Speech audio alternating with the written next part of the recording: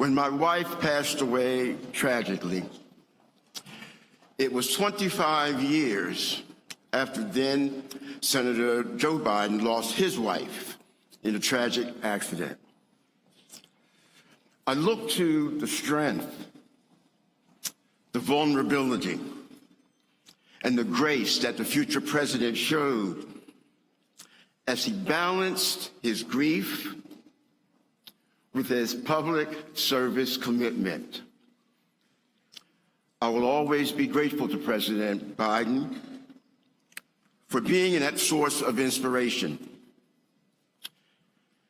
His example helped me get through my own personal sorrow and pain.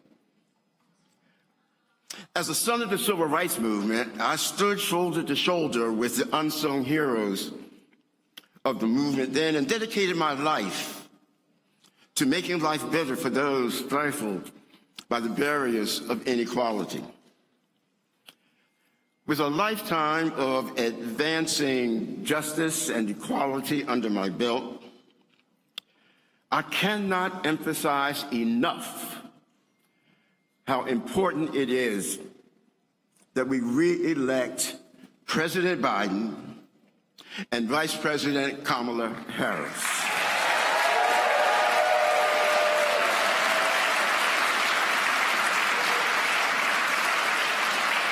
It is important because they must continue to move the entire weight of our federal government to support and protect our rights and the principal values of democracy. This is important. It is important because so much progress has been made.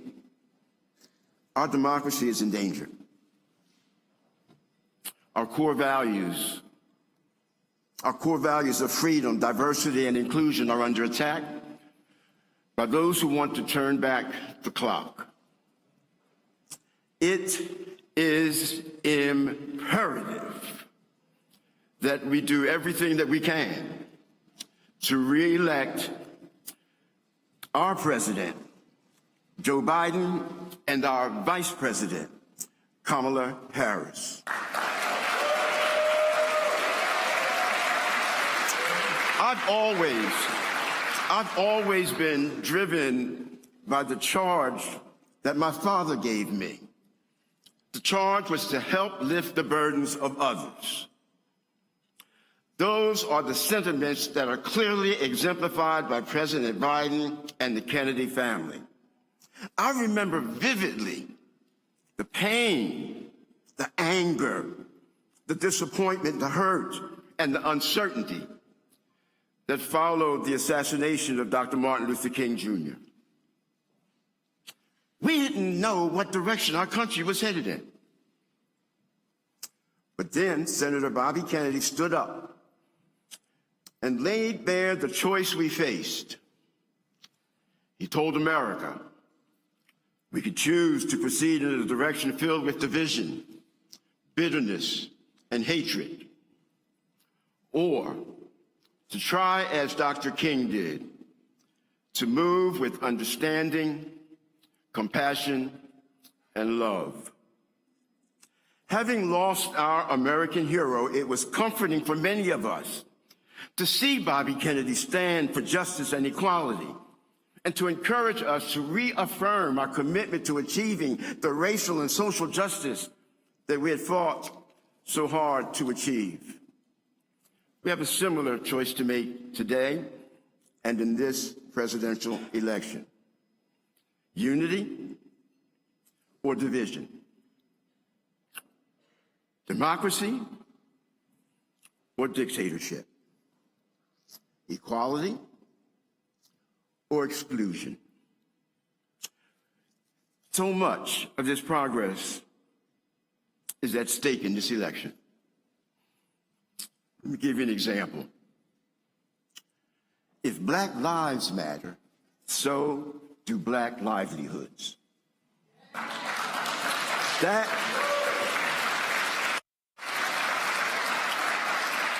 That bears repeating. Black lives matter, black livelihoods matter too.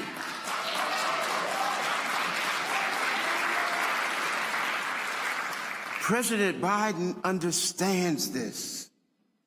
2.5 million jobs for black workers created under his leadership. A record 60% growth in black wealth relative to pre-pandemic times. Here's the one. Black child poverty reduced by 50%. All sorts of expanded economic opportunities for black businesses to participate fully in the nation's economic recovery. Voting rights, gun violence reduction, and a presidential cabinet that reflects America's diversity. All at stake. We must re-elect President Biden and Vice President Kamala Harris so that they have the opportunity to continue to do, as Dr. King said here in Philadelphia. Now is the time to make real the promises of democracy. Now is the time. Please join me in giving a resounding applause and welcome to the Kennedy family, followed by our President, Joe Biden.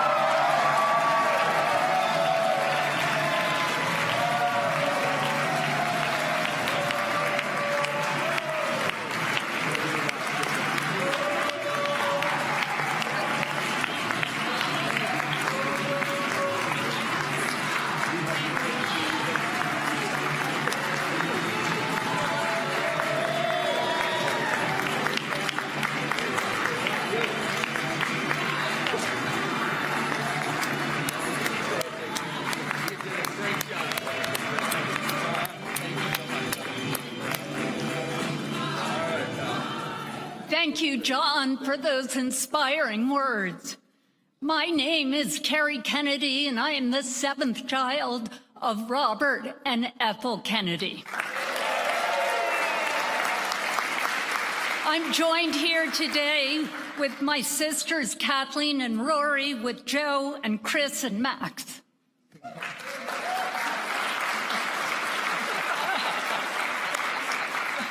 And with my hero, President Joe Biden.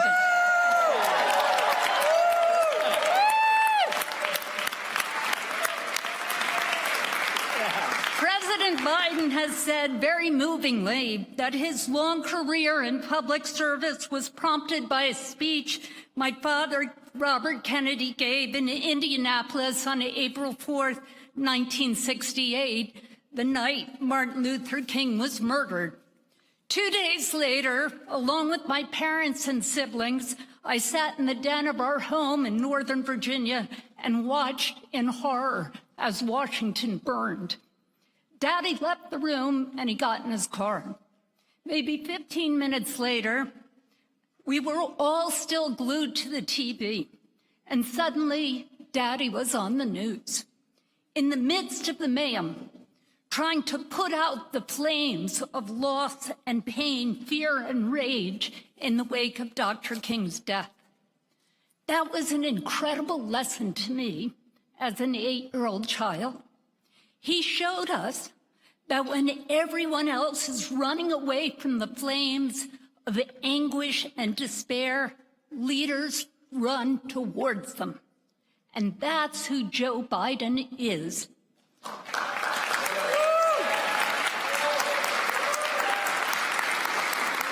He is the first sitting president in our history who has traveled to an active war zone, not under U.S. control, not once, but twice, to show support for our allies. He was always running into the flames so we don't have to. In In every imaginable way, President Biden has spent his presidency and his career running into the flames for working people, for moms, dads, families. He supports unions, a passion of my father's. He marched with the United Auto Workers during their righteous strike, which helped bring that strike to a swift end. Thank you, Joe Biden.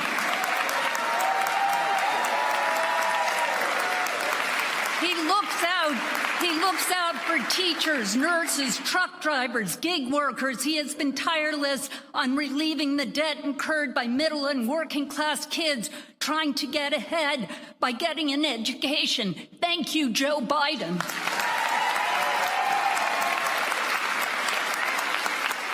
He passed the infrastructure bill. He builds bridges. He has made the working American the hero of every story. Thank you, Joe Biden. He got inflation under control, and violent crime is down in America under Joe Biden's leadership. He has us thriving again, believing again, behaving like good neighbors again. He stepped into the flames of chaos and turned it into community. Thank you, Joe Biden.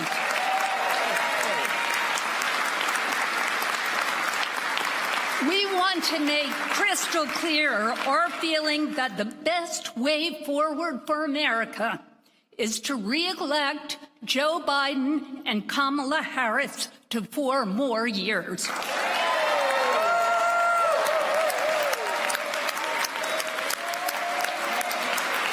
more years.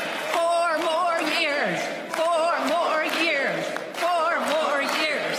4 more years. President Biden has been a champion for all the rights and freedoms that my father and uncles stood for. That's why nearly every single grandchild of Joe and Rose Kennedy supports Joe Biden. That's right. That's right. The Kennedy family endorses Joe Biden for president.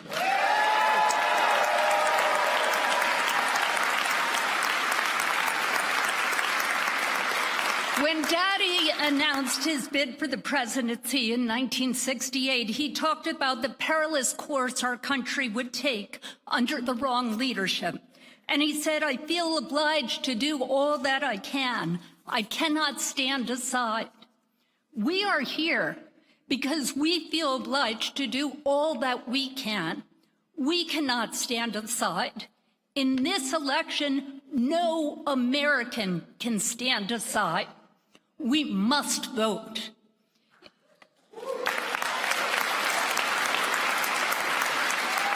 In 2024, there are only 2 candidates with any chance of winning the presidency. We know them well. 4 years ago, our country was crippled by COVID, chaos, and the effects of unprincipled leadership. 4 years later, thanks to Joe Biden, we are enjoying an unprecedented economic expansion with more people working than at any time in our history.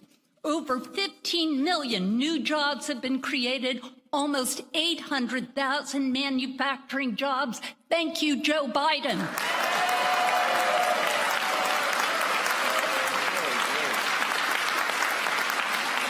Wages are up. Inflation caused by once-in-a-generation pandemic is coming down. Thank you, Joe Biden. He's made vast investments in historically Black colleges and universities to create more access to opportunity. He has appointed more Black women to circuit courts than every other president combined.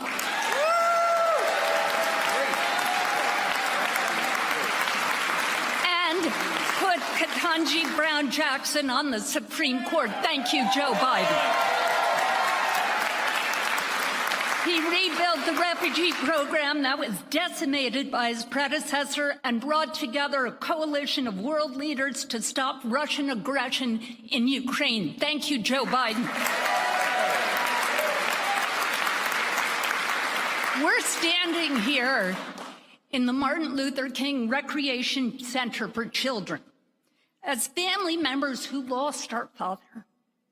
Let us not forget that President Biden has always advocated for the rights of people to live, to play, and to go to school in communities free of gun violence. He signed the most significant bipartisan gun safety legislation in 30 years. Thank you, Joe Biden.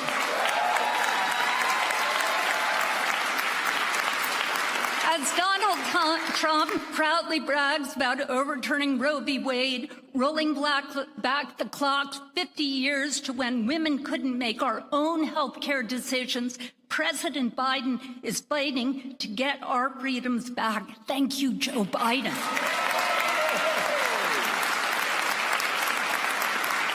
This is only part of the very long list of freedoms and rights that President Biden is protecting during a period of constant assault. Make no mistake, all these rights and freedoms are on the ballot in November. Donald Trump is running to take us backwards, attacking the most basic rights and freedoms that are at the core of who we are as Americans. He said he will be a dictator on day one, even saying he wants to suspend the Constitution so he can go after his enemies, after his critics, after the press. He is running to use his power to punish his enemies, silence his opponents, and incite more chaos, division, and political violence with his extreme agenda. He is the most anti-democratic president in American history.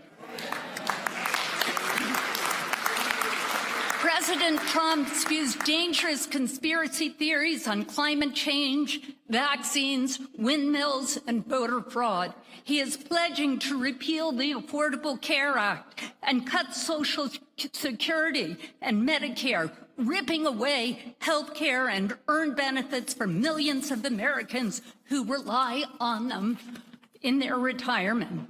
I can only imagine how Donald Trump's outrageous lies and behavior would have horrified my father, Senator Robert F. Kennedy, who proudly served as the Attorney General of the United States and honored his pledge to uphold the law and protect the country.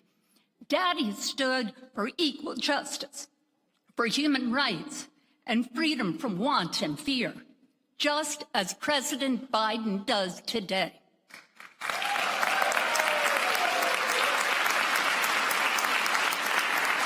Donald Trump mocks these values just as he mocks our system of laws. He predicted a bloodbath if he loses the election. We cannot afford to ignore his warning. We can say today with no less urgency that our rights and freedoms are once again in peril.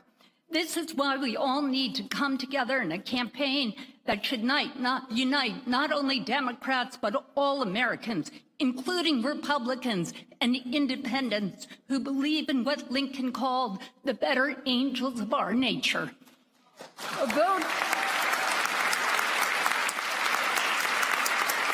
vote for Joe Biden is a vote for our democracy and our decency.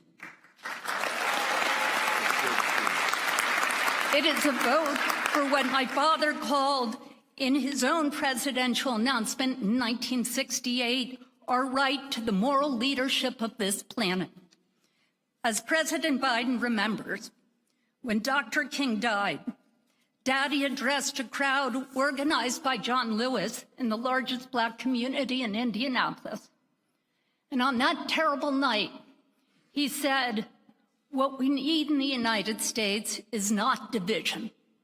What we need in the United States is not hatred. What we need in the United States is not violence or lawlessness, but love and wisdom and compassion toward one another and a feeling of justice towards those who still suffer in this country, whether they be Black or they be white." Joe Biden's every decision is informed by his love, his wisdom, and his compassion towards those who suffer. That is why we are so happy today to pledge our unwavering support to President Joe Biden and President Kamala Harris. God bless all of you. God bless America. And please welcome President Joe Biden.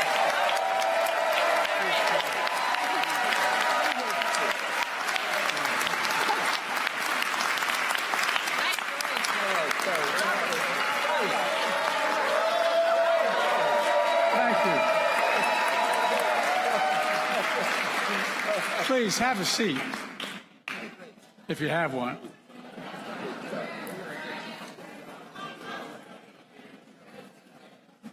Mom and Dad, I hope you were listening. What an incredible honor. What an incredible honor.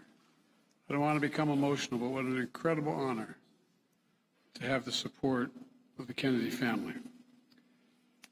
John White, Jr., thanks for those kind words and for carrying on your family's civil rights legacy. And so is your son, Kalen, who's doing a hell of a job on our campaign.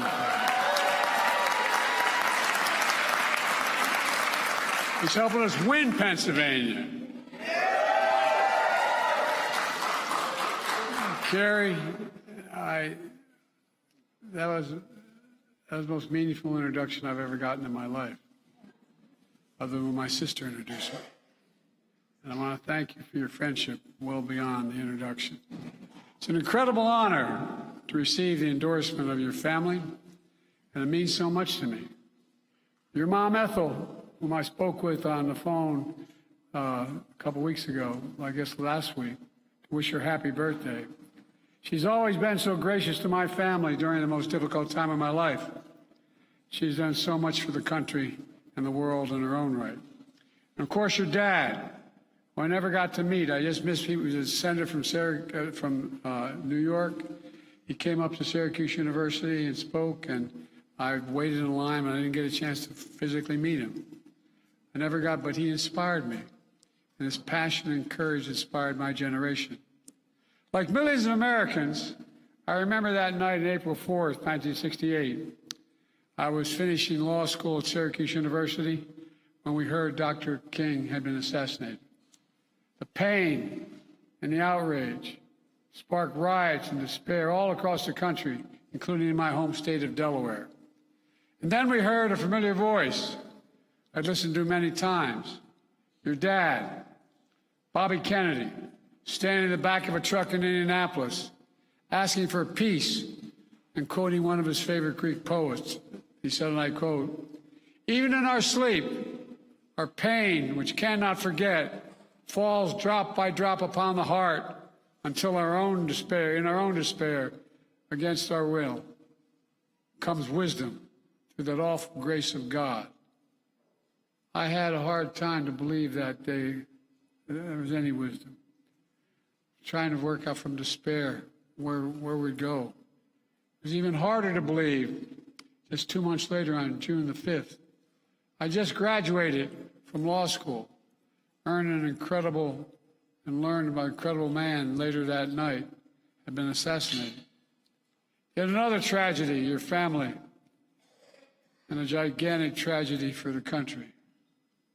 Only 2 political heroes I had growing up were gone within months of each other.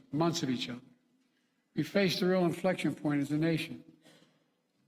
When I returned home to my city, Wilmington, one of the city's only cities since Reconstruction to be occupied by the military, the National Guard, with drawn bayonets on every street corner for 9 straight months following Dr. King's murder. When I graduated that summer, I went home to take a job at one of the oldest law firms in the state. But after only a matter of months, I left that law firm and took a job as a public defender because I wanted to be more engaged in the effort. I went on to run for the county council, for the United States Senate, and then as Vice President of the United States. I've done so in large part because I thought that's something your dad would have done. I'm not exaggerating that. It's always been on my mind. One of my heroes. Today, I sit behind the resolute desk where President John F. Kennedy once sat. And as I look from the desk, if you've ever taken a tour of the White House, I sit in that desk and I look in front of the fireplace. To the left is a bust of Martin Luther King. To the right is a bust of your dad. And I remember to keep looking and remind myself what they would do in tough calls.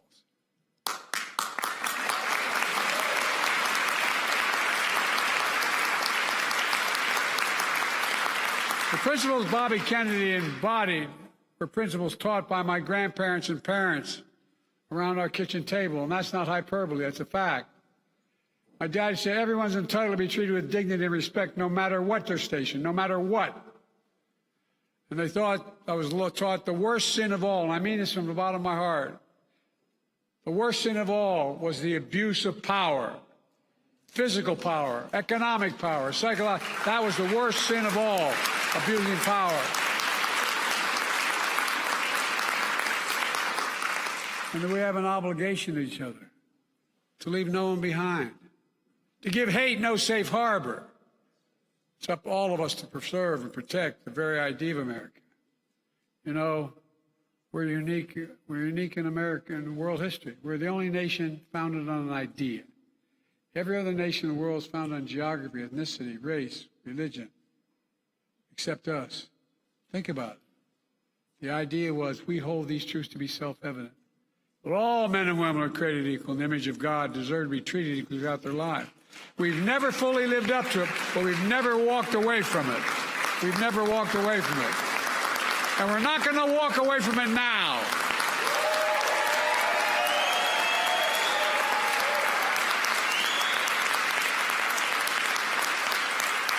Today, we face another inflection point in history. The 2024 election is about two fundamentally different visions for America. Donald Trump's vision is one of anger, hate, revenge, and retribution. He embraces the insurrectionists of January the 6th. He's running on it.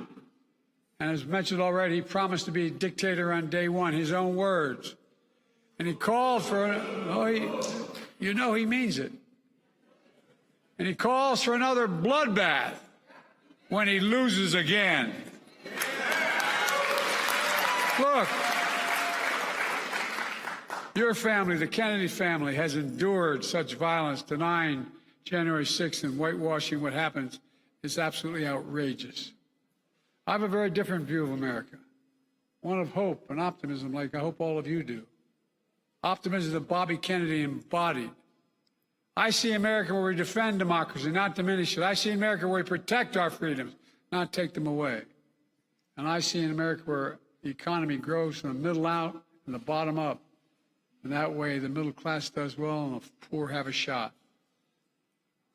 And where health care is a right, not a privilege.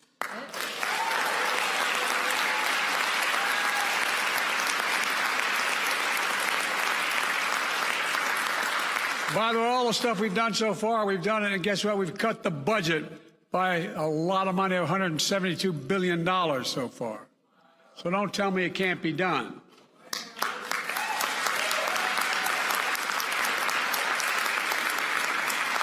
I see a future of the planet.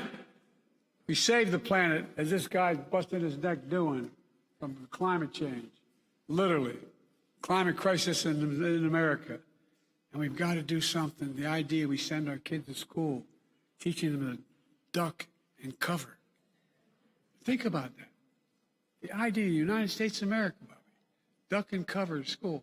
More kids being killed by gun violence than almost anything else. Folks, the America we're building is significantly different. We're going to get it done. And now it's time to keep going and not slow down because there's so much at stake. Let me close with this.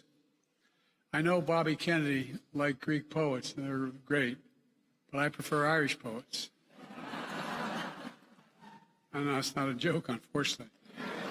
My colleagues used to always kid me for quoting Irish poets on the floor of the Senate. They thought I did it because I'm Irish. That's not the reason. They're the best poets in the world. The one I enjoy particularly is Seamus Heaney. He wrote a poem called The Cure at Troy. that reminds me of the courage of Bobby Kennedy, and I mean this from the bottom of my heart, and it goes like this, one stanza. It says, history teaches us, do not hope on this side of the grave, but then, once in a lifetime, that longed-for tidal wave of justice will rise up, and hope and history rhyme. In 2024, we have a chance to make hope and history rhyme again. Are you ready to do that with me? Are you ready to move forward, not back?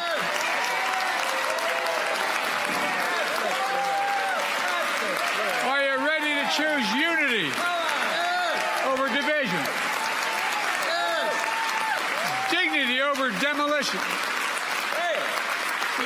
And choose truth over lies? Are you ready to choose freedom over democracy? Because that's America. Yes. Folks, I've been doing this a long time. I know I only look like I'm 40, but I've been doing this a long time. But I've never been more optimistic about our future, and I mean it. Just to remember who we are. We're the United States of America. There's nothing. I mean this sincerely. Think about it. We're the only nation in the world, as a student of history, I can say, that's come out of every crisis stronger than we went in.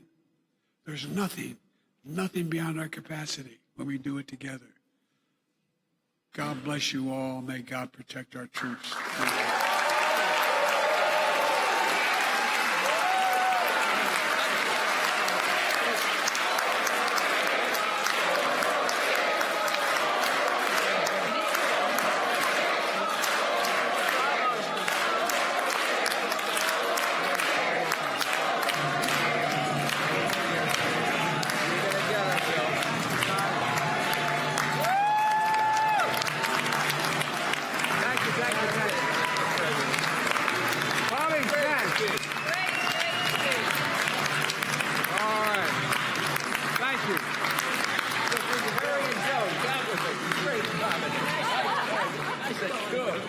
That was wonderful.